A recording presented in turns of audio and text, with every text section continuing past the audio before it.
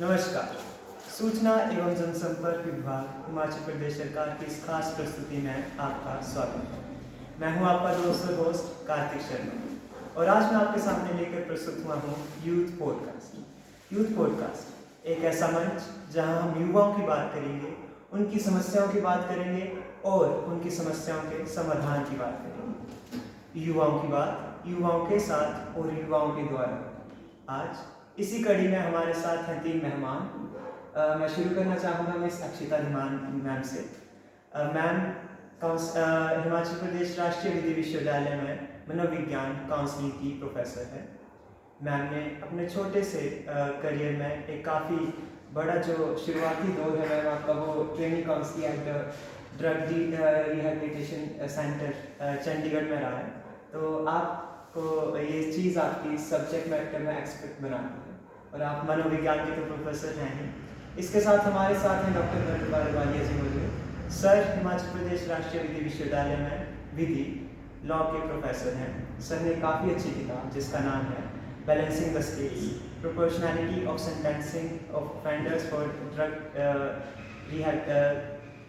Narcotic drugs and psychotropic substances. जी, sir ने वो काफ़ी अच्छी किताब लिखी है जिसका विमोचन स्वयं श्री राज्यपाल महोदय श्री प्रताप शुक्ला जी ने किया था। सर मैं आपका स्वागत करता हूँ। हमारे साथ युवा साथी मौजूद हैं मिस्टर ऋतिक जनाटा जी। ये हिमाचल प्रदेश राष्ट्रीय विधि विश्वविद्यालय शिमला में विधि के छात्र हैं, LLM के छात्र हैं। मैं आपका स्वागत करता हूँ। तो शुरुआत मैं अक्षिता मैम आपसे करना चाहूँगा। ये जो आजकल हम नाम सुनते हैं ड्रग्स, नशीले पदार्थ हमारी समाज में पहले से भी मौजूद थे, पर आजकल एक नया मैं एक शब्द कहना चाहूँगा, सुन रहे हैं ड्रग्स, और उसका काफ़ी ज़्यादा प्रभाव भी देखने को मिल रहे हैं जो कि काफ़ी ज़्यादा हानिकारक है। तो मैं आपसे जानना चाहूँगा कि जो ड्रग्स हम नाम सुनते हैं और जो बाकी के नशीले पदार्थ जो हमारे समाज में पहले से मौजूद हैं, उनके बीच में अंतर क्या है? धन्यवाद इस प्रश्न के लिए। पहले तो मैं आपको ये बताना चाहती हूँ कि एक डिफरेंस है ड्रग यूज़ में और ड्रग अब्यूज़ में। जैसे आपने कहा नशीले पदार्थ, अब ड्रग्स को अगर यूज़ करें, मतलब जो डॉक्टर्स हमें मेडिसिन प्रिस्क्राइब करते हैं किसी बीमारी को क्योर करने के लिए या ट्रीट करने के लिए, तो वो हमारा बेनिफिट चाहते हैं, वो हमारे लिए हानिकारक नहीं है। हाँ, उसके साइड इफ़ेक्ट्स रहते हैं, पर उसका मेन ऑब्जेक्टिव रहता है हमारे किसी रोग का निवारण करना। दूसरी ओर ड्रग एब्यूज़, जैसे नाम ही बता रहा है, ड्रग एब्यूज़ मतलब बिना किसी डॉक्टर के प्रिस्क्रिप्शन के, बिना किसी जो एकदम इलीगल है, सिर्फ अपने मनोरंजन के लिए कोई व्यक्ति अगर वो भी अनलिमिटेड अमाउंट में यूज़ कर रहा है तो उसे ड्रग एब्यूज़ कहेंगे और वो हानिकारक है। और जैसे आपने कहा पुराने जो ड्रग्स पहले से अवेलेबल थे सोसाइटी में, पहले के और अभी में क्या फ़र्क है, तो जो पहले चीज़ें थी, जैसे अगर बात करें अल्कोहल की, शराब की, वाइन की, तो पहले वो ज़्यादा प्योर होती थी क्योंकि फ्रेश बनती थी और उसको डिस्टिल, उसको मिलाया जाता था पानी के साथ, जैसे राजा महाराजा सेवन करते हैं, तो उन्हें फ्रेश फ्रूट से बनाने हैं। ऑफकोर्स उसे फर्मेंट किया जाता था, लेकिन उसमें अल्कोहल कंटेंट कम होता था और पानी की मिलावट ज़्यादा होती थी, और वो शौकिया तौर पे या कभी कोई कुछ कार्यक्रम है तब वो उसका सेवन करते थे। अब क्या है, अब वो डाइल्यूशन कम, अल्कोहल कंटेंट ज़्यादा है, पानी का मिलावट कम है, जिसकी वजह से डायरेक्ट इफेक्ट हो रहा है CNS को। जितने भी ड्रग्स हैं या अल्कोहल या कोई भी कार्सिनोजेनिक एजेंट्स हैं, वो हमारे मस्तिष्क, CNS मतलब सेंट्रल नर्वस सिस्टम, जिसमें ब्रेन और स्पाइनल कॉर्ड आता है, उसको सीधा वो नुकसान पहुंचा रहे हैं। और अगर CNS की बात करें तो मतलब दिमाग ही हमारे शरीर को कंट्रोल कर रहा है, और CNS में भी जो हमारा ये रीजन होता है, इसको बोलते हैं प्रीफ्रंटल कॉर्टेक्स, जो हमें सोचने समझने में या प्रॉब्लम सॉल्व करने में हेल्प करता है।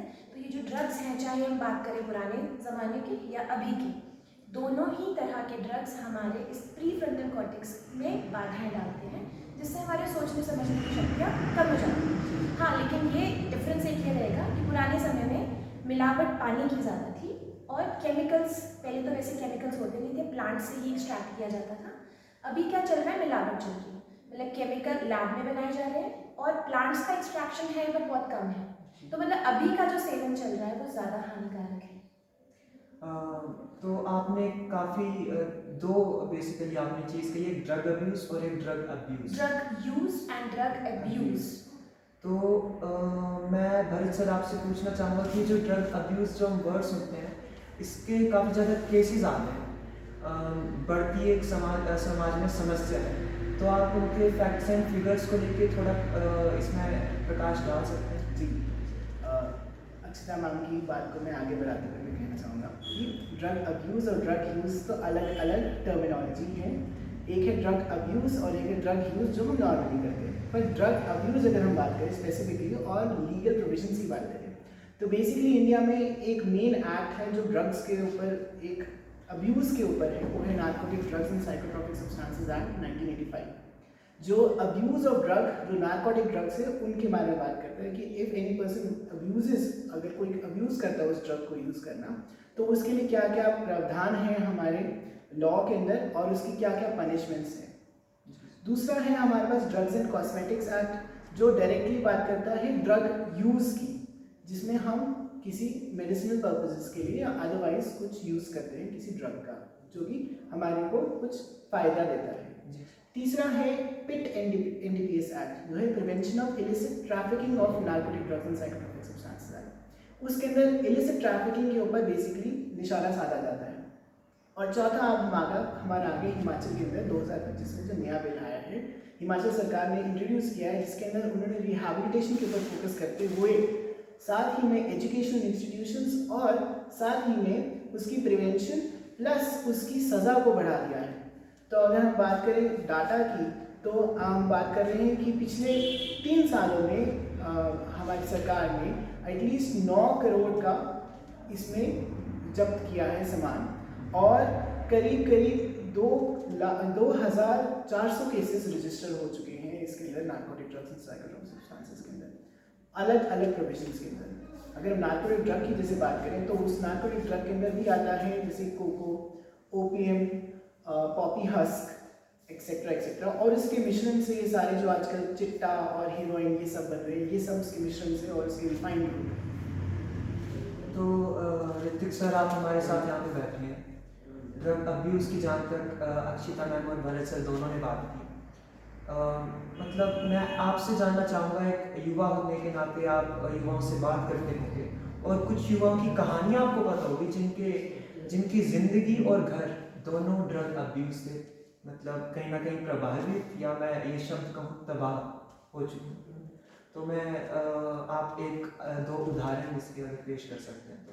देखिए, जैसे कि अभी भरत सर और अक्षिता मैम ने आपको बताया कि ड्रग्स है क्या, कि आपको मानसिक रूप से और शारीरिक रूप से बहुत गलत तरीके से प्रभावित करता है अगर आप इसे गलत तरीके से यूज़ करें। अगर एक लिमिटेड अमाउंट में करेंगे तो आपको कहीं ना कहीं प्रभावित करेगा। ड्रग्स यानी कोई बुरी चीज़ नहीं है, दवाइयों को ही ड्रग्स कहते हैं। जब इसका एक अनलिमिटेड तरीके से इलीगल तरीके से हम यूज़ करते हैं तो हमें कहीं ना कहीं मेंटली और फिजिकली अफेक्ट करता है।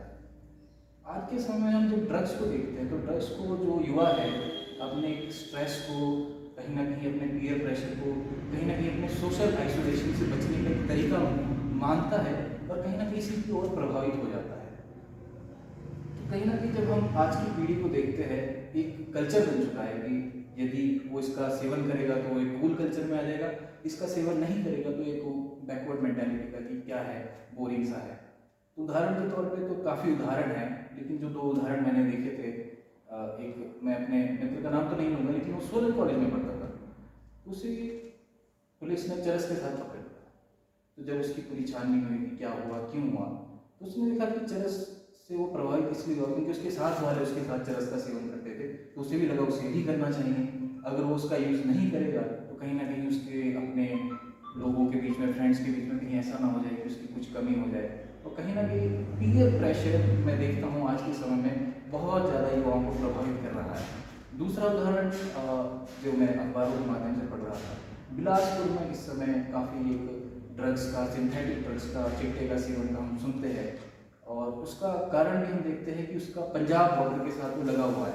और पंजाब में हमने काफ़ी खबरें सुनी है कि वहाँ पे किस तरीके से उड़ता पंजाब की मूवी भी बनी है, किस तरह से वहाँ पर प्रभावित है। तो बिलासपुर पूरा पंजाब से लगा तो वहाँ पे इजी कनेक्टिविटी होने की वजह से वहाँ पे वो चीज़ें उपलब्ध हो जाती है।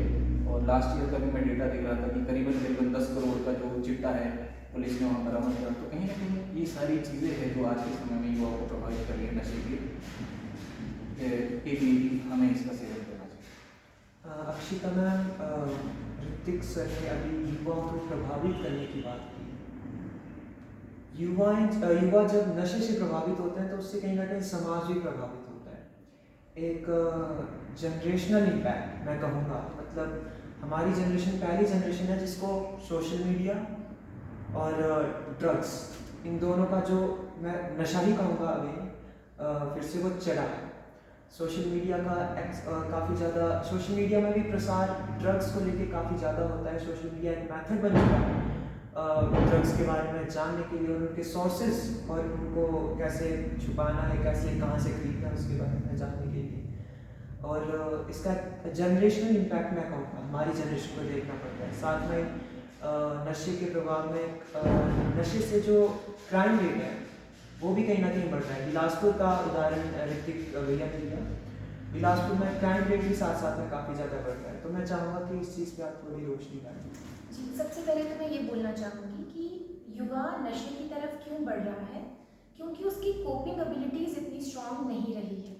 अब वो युवा इतना डिपेंडेंट है, उसे आत्मनिर्भर होना आता ही नहीं है और उसे लगता है ये जो जितने भी नशीले पदार्थ हैं, जो ड्रग एब्यूज़ की बात मैं कर रही हूँ, उससे सबसे पहले तो डोपामिन रिलीज होता है जो एक हैप्पी केमिकल है और वो इतना जल्दी डोपामिन किसी और चीज़ से नहीं मिलता है। ये प्रूवन चीज़ है। जो डोपामिन ये नशीले पदार्थ दे रहे हैं वो भी इंस्टेंटली, वो उस युवा को कहीं और नहीं मिल रहा है। यही चीज़ किसी भी तरह की एडिक्शन है, चाहे सोशल मीडिया की एडिक्शन, जैसे छोटा बच्चा फ़ोन देख रहा है, उसको फ़ोन में जितनी डोपामिन मिल रहा है उसको उतना डोपामिन बाहर आउटडोर एक्टिविटीज़ में नहीं मिलता है। अब क्या हो रहा है, जब ये नशे का सेवन हो रहा है तो जैसे मैंने आपको बताया था, ये नशा डायरेक्टली CNS ड्रग एब्यूज़ जो है वो आपके मस्तिष्क पे वार करता है, तो उससे उनके सोचने समझने की शक्ति और जो उच्च स्तर की जो गतिविधियाँ होती है, जैसे हायर ऑर्डर मेंटल एक्टिविटीज़ बोलते हैं, उसमें बाधा आती है, जिसकी वजह से उनकी कोपिंग एबिलिटी वीक हो जाती है। तो क्या होता है, जैसे इन्होंने कहा कि आजकल पीयर प्रेशर की वजह से या ज़रा सा भी स्ट्रेस हो तो युवा नशे में जा रहा है। वो क्यों? क्योंकि उसको टेम्पररी प्लेजर मिलता है नशा करने से। उसको लगता है कि अगर मैं नशा कर रहा हूँ तो मेरी सारी दुख तकलीफें खत्म हो गई। वो टेम्पररी प्लेजर है, लेकिन जैसे ही नशे का असर खत्म होगा, वापस वो असलियत में, रियलिटी में आएगा तो उसे लगेगा कि नहीं, प्रॉब्लम्स तो वही है, जिसकी वजह से उसका वो एडिक्शन बढ़ती जाती है। अब आपने बताया जनरेशनल इम्पैक्ट। अब जनरेशन टू जनरेशन जो हमारे से जो पहली पीढ़ियाँ थी उनमें ज़्यादा पेशेंस था, उनमें आत्मनिर्भरता थी, उनकी कोपिंग एबिलिटी स्ट्रॉन्ग थी, तो वो नशे के बजाय और अच्छी चीज़ों के द्वारा अपनी प्रॉब्लम्स को सॉल्व करते हैं। जैसे किसी बड़े से सलाह ले ली या अच्छी लाइफस्टाइल रख के खुद को इतना स्ट्रॉन्ग रख के प्रॉब्लम्स को सॉल्व करते थे। अब जो जनरेशन आ रही है, जैसे आपने कहा आपकी जनरेशन है, अब आज की जो जनरेशन है उनमें पेशेंस कम है और उन्हें सब कुछ जल्दी चाहिए। वो एक लंबा प्रोसेस नहीं फॉलो कर सकते। डोपामिन जल्दी मिल रहा है इससे, उनको लग रहा है प्रॉब्लम्स। ये चीज़ कहीं ना कहीं सोशल मीडिया उसको एग्रावेट और करती है, जैसे मूवीज़ है या कुछ इजीली एक्सेसिबल है सारी चीज़ें नेट पे। उससे क्या होगा, जनरेशनल इम्पैक्ट ये होगा कि जो पहले की जनरेशन थी उनमें टॉलरेंस ज़्यादा थी, अभी की जनरेशन में टॉलरेंस कम है, उसके आने वाले में और कम होगी। तो हमें ये ध्यान देना होगा कि जो हमारा परिवार है, हमारे पेरेंट्स हैं, वो निगलेक्टेड ना हो। उन्हें ध्यान रखना है अपने बच्चों पे, उनकी छोटी सी छोटी परेशानी को इग्नोर करने के बजाय वो सॉल्व करने की कोशिश करें, ताकि वो फिर कोई शॉर्टकट ना ढूंढे। अगर वही पेरेंट्स सुलझा देंगे तो बच्चा कहीं और नहीं भटकेगा। जी भरत सर, जैसे ये सोसाइटी को इम्पैक्ट कर रहा है कहीं ना कहीं, जो ड्रग्स जो जैसे फैली है, इसका कहीं ना कहीं जो हम तारे जोड़ते हैं, ये सीमा के उस पार, मतलब ये कहीं ना कहीं पाकिस्तान या फिर मैं कहूँगा क्रॉस बॉर्डर सिचुएशन आजकल ये भी बन चुका है। तो आप इसके पीछे कुछ मतलब जी बोलना चाहेंगे? बेसिकली जो बात है ये है कि इसके अंदर जो ड्रग्स लाए जा रहे हैं, जो ड्रग्स की तस्करी हो रही है, क्रॉस बॉर्डर तस्करी हो रही है, वो एक्चुअली में अफ़गानिस्तान एंड उस सारे एरिया, उस बेल्ट में वहाँ कल्टीवेशन होती है और उस पर्टिकुलर एरिया से बाकी वेस्टर्न कंट्रीज़ तक पहुँचाए जाने के लिए रूट इंडिया के थ्रू ही जाया जाता है। तो अगर बाय लैंड जाना हो तो वो थ्रू इंडिया ही जाया जाएगा। तो या तो ड्रोन्स के प्रति की तरफ या फिर बाय शिप अगर वो जा रहे हैं, तो कभी कभी ऐसा होता है कि कुछ ड्रग्स यहाँ ड्रॉप पर्पसली या अदरवाइज कर दिए जाते हैं और वो ड्रग्स यहाँ पर फैल जाते हैं और वो फैलते स्मॉल क्वांटिटी में ही है, वो कमर्शियल क्वांटिटी में नहीं फैलते। जी मैं कर रहा हूँ स्मॉल क्वांटिटी की बात। अगर हम कमर्शियल क्वांटिटी की बात करें तो जो बड़े बड़े शिप्स, बड़े बड़े कंटेनर्स उन सबको इवेट करवाने के लिए स्मॉल क्वांटिटी में पकड़ा के पुलिस के द्वारा ऐसे दिखाया जाता है कि हमने ये पर्टिकुलर तस्करी को पकड़ लिया, बट उसके पीछे से एक बड़ी क्वांटिटी निकल जाती है। वो पुलिस या अथॉरिटीज़ उसी पर्टिकुलर स्मॉल क्वांटिटी में ही उलझ के रह जाते हैं और वो बड़ी क्वांटिटी को निकलवा देते हैं। तो इस तरीके से क्रॉस बॉर्डर तस्करी भी हो रही है और बाकी फॉरेन कंट्रीज़ को भी ले जाया जा रहा है, क्योंकि रूट इंडिया में क्यों जा रहा है। दूसरा क्रॉस बॉर्डर का ये भी है कि अब cross border state to state भी हो रहा है, फ्रॉम पंजाब या पंजाब से हिमाचल या हिमाचल से पंजाब या हरियाणा या केरला के कुछ एरियाज या राजस्थान के कुछ एरियाज। ये इसलिए है क्योंकि ये टचिंग द बॉर्डर है, प्लस इसके अंदर ऐसा भी है कि नाउ अब पुलिस भी बहुत विजिलेंट हो चुकी है। हमारे खुद ऑनरेबल चीफ मिनिस्टर साहब ने प्लेज दी है कि that he will eradicate all the drug menace in Himachal. तो इसीलिए पुलिस विजिलेंट हो रही है, पुलिस बहुत अच्छे से काम करते हुए अभी रिसेंट न्यूज़ 29 अप्रैल की आई है कि इन्होंने काफ़ी बड़ा कार्टेल चंडीगढ़ में एक नैप किया ड्रग का। तो इसी तरीके से आहिस्ता आहिस्ता अगर हम काम करते हैं तो आहिस्ता आहिस्ता ड्रग की प्रॉब्लम कुछ हद तक या काफ़ी हद तक कम होती दिखाई दे रही है। ऋतिक सर, मैं आपसे जानना चाहूँगा, जैसे कहीं ना कहीं एक तो क्रॉस बॉर्डर सिचुएशन है, एक सिचुएशन ऐसी भी है जो अक्रॉस स्टेट्स है, मतलब पहले पंजाब में नशा था, अब वो नशा चाहे वो इंक्रीज इन ट्रांसपोर्ट हो या फिर किसी भी और वजह से हिमाचल में फैल रहा है। बिलासपुर का जब आजकल हम उदाहरण देखते हैं, बिलासपुर में ड्रग्स के साथ क्राइम रेट भी बढ़ता जा रहा है। और जैसे बिलासपुर में 4 लेन आया, ड्रग्स की सिचुएशन मैं ऐसा नहीं कहूँगा कि पहले थी नहीं, पहले भी थी, बट 4 लेन आने की वजह से एकदम ऊपर की तरफ चले गई। तो ये जो ट्रांसपोर्टेशन में जो इंक्रीज़ है, इससे भी कहीं ना कहीं युवा आजकल प्रताड़ित होते हैं। बिलासपुर और उन जैसी जगहों में हम देखते हैं कि ड्रग अब्यूज़ के केसेस काफ़ी ज़्यादा बढ़ रहे हैं। तो इसके ऊपर आप कुछ कहना चाहेंगे?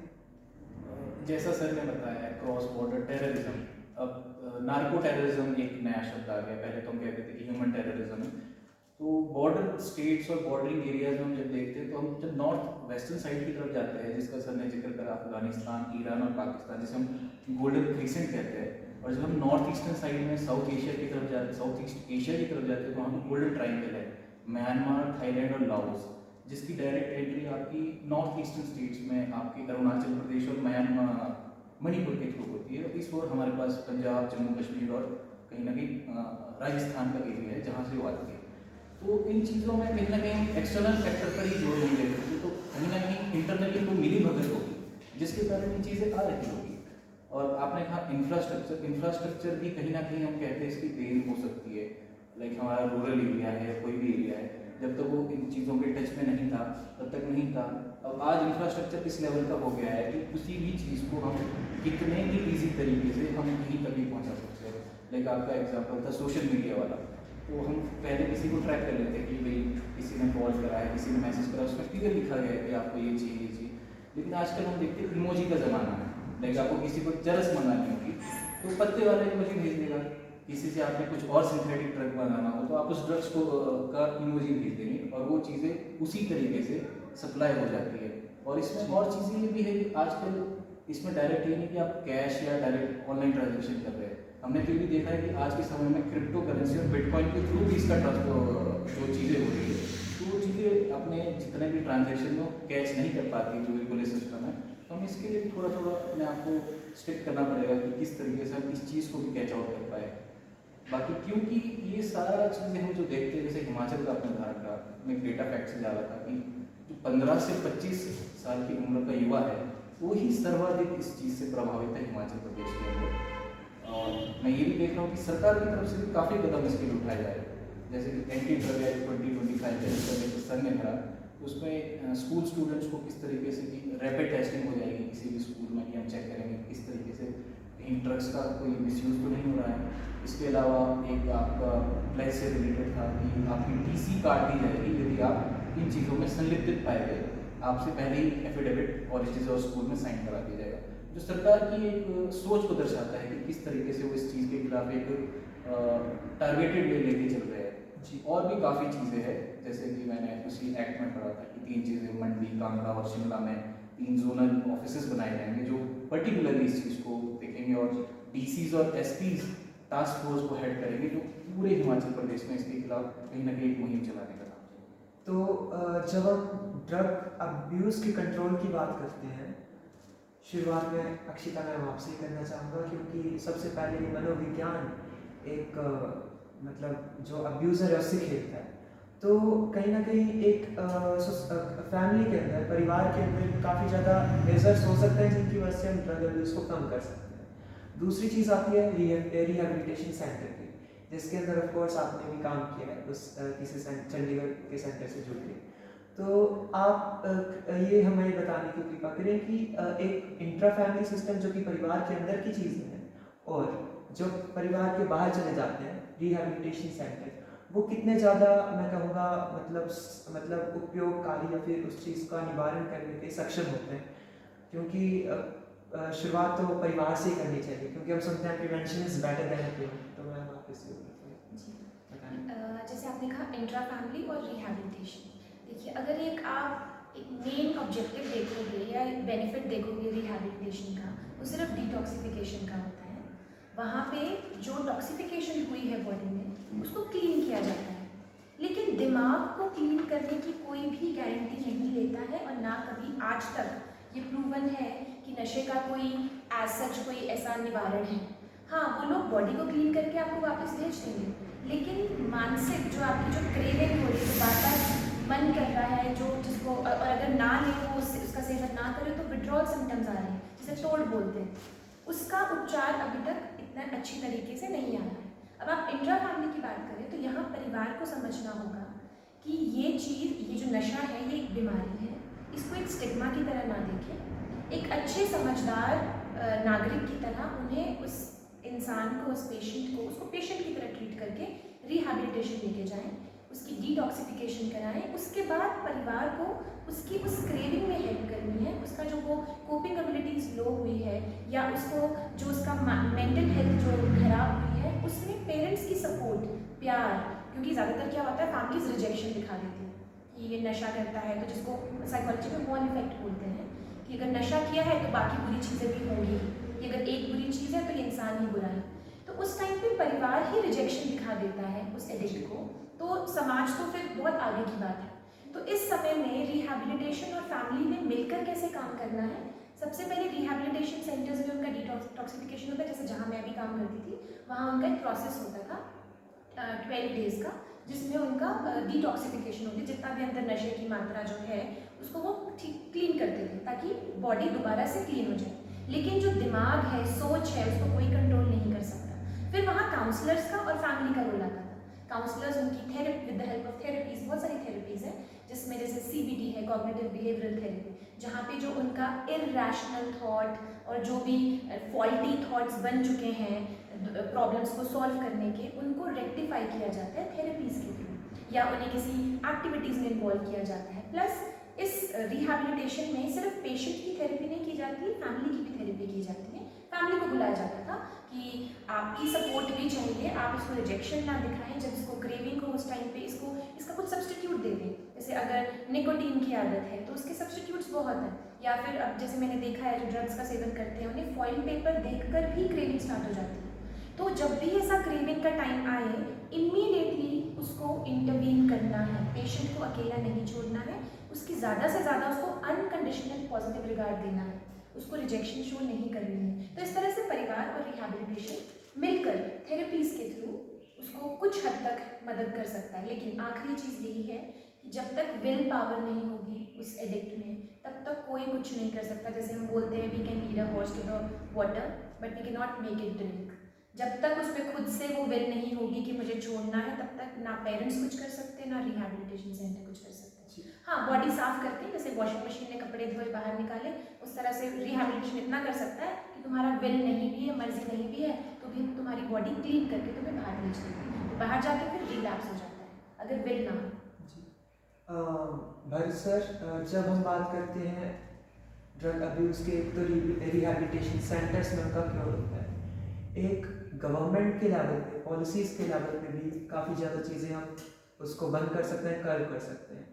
माननीय मुख्यमंत्री श्री सुखविंदर सिंह सुक्खू जब सत्ता में आए थे तो उन्होंने मैं कहूँगा कि प्रण लिया था कि ड्रग्स का मैं सफाया करूँगा, और हम ये भी देखते हैं कि समय के साथ उन्होंने पहले वादा किया बिल लाने का, सख्त बिल लाने का, और उन्होंने वो बिल लाए भी, इसी बजट सत्र में लाए और उसको पारित भी कराया और अभी उसका जल्दी इम्प्लीमेंट भी कर दिया जाएगा।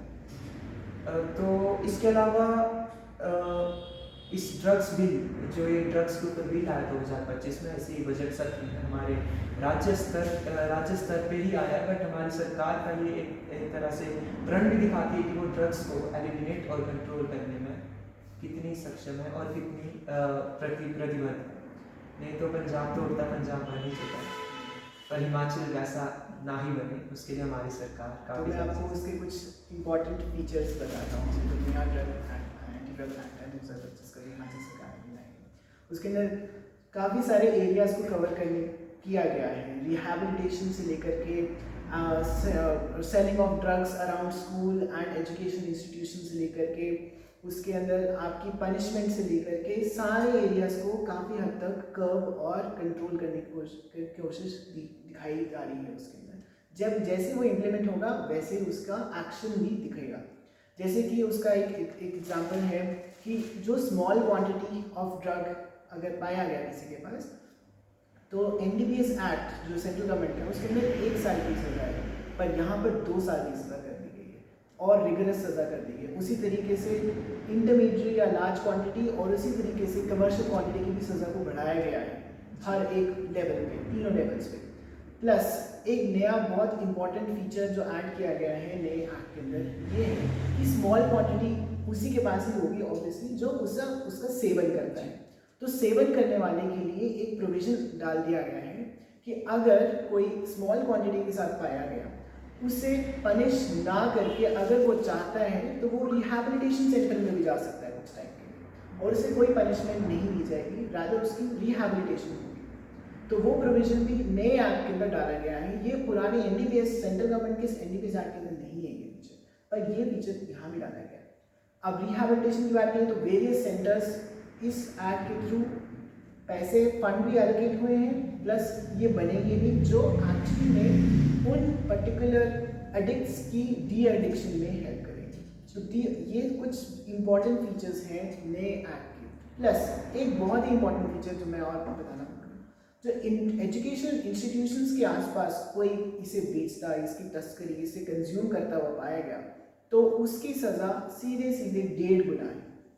अगर किसी स्टूडेंट को वो देते हुए पाया गया, उसकी पोजेशन में किसी के पास था और वो एजुकेशन इंस्टीट्यूशन के 500 मीटर के घेरे में था, उसके ऊपर सज़ा 1.5 गुना है, जो नॉर्मल सज़ा है।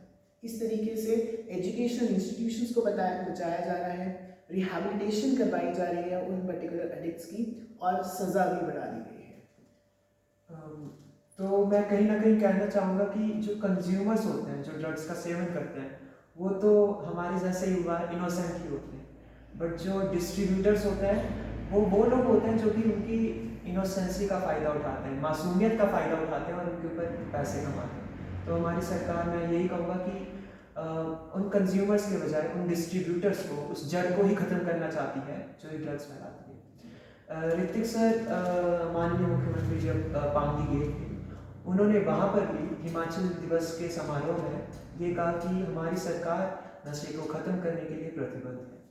हम देखते हैं कि कहीं ना कहीं जो रिपोर्टिंग है ड्रग्स की वो ज़्यादा बढ़ी है। मतलब जितने लोग हैं वो आजकल पुलिस प्रशासन जो है उसको लेके और चौकन्ना हुआ है, रिपोर्टिंग भी अच्छी खासी आ रही है ड्रग्स को लेके।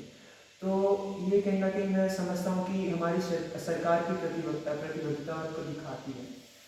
इसके अलावा मैं अभी आप तीनों से ये जानना चाहूँगा कि आपके सजेशंस कुछ हों इस मुद्दे को लेकर कि हम ड्रग्स कंट्रोल के ऊपर और क्या मेजर्स अपना सकते हैं, तो उसको लेकर आपसे जैसे एक ड्रग ऐप है, ड्रग डी एडिक्शन ऐप है जो Himachal drug free Himachal app है, उसके थ्रू भी काफ़ी सारे लोग अपने आप को डी एडिक्शन और सेंटर्स को भी जान सकते हैं, पहचान सकते हैं, और उसके थ्रू उसको यूज़ करके भी अपने आप को, अगर कोई जानने वाला है या आप खुद है कोई, तो उसके थ्रू भी वो हेल्प ले सकते हैं ड्रग डी एडिक्शन ऐप।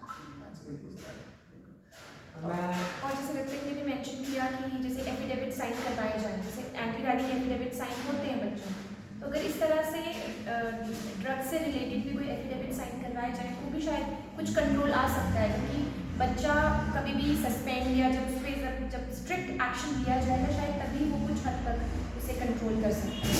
वो डॉक्यूमेंटेशन पे जब सब कुछ आ जाएगा तब शायद उस पर डर होगा।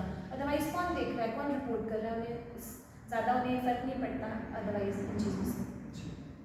तो ये एफिडेविट यूनिवर्सिटी लेवल का स्कूल लेवल दोनों पे साइन कराए जा सकते हैं कि जब एक व्यक्ति को एक बच्चे को ड्रग्स का सेवन करते हुए उसके पोजेशन में पाया गया तो वैसे उसकी एडमिशन कैंसिल या फिर उसके ऊपर एक सख्त कार्रवाई हो सकेगी। और एक और चीज़, क्योंकि नशा जो बढ़ रहा है वो खासकर टीनेजर्स में ज़्यादा होता है, तो हमें अवेयरनेस कैंप्स बहुत शुरुआती दौर से स्टार्ट करने पड़ेंगे।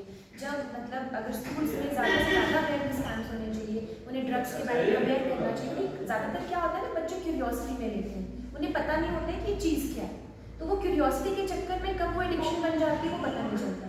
तो अगर बहुत छोटे लेवल से अगर हम बात करें 5th-6th ग्रेड के बच्चे जो हैं अब बहुत जल्दी इजीली मीडिया को एक्सेस कर लेते हैं, तो 5th-6th स्टैंडर्ड से अगर इन्हें समझाया जाए, अवेयर किया जाए, इसके पोटेंशियल रिस्क्स एंड कॉन्सिक्वेंसेस के बारे में बताया जाए, तो भी शायद हम कुछ हद तक फ्यूचर में इस चीज़ को रोक सकते हैं।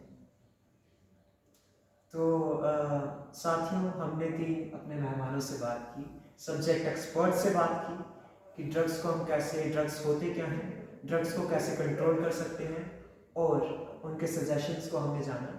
इसी कड़ी में हम आपसे मिलेंगे फिर से एक नए एपिसोड के साथ। धन्यवाद।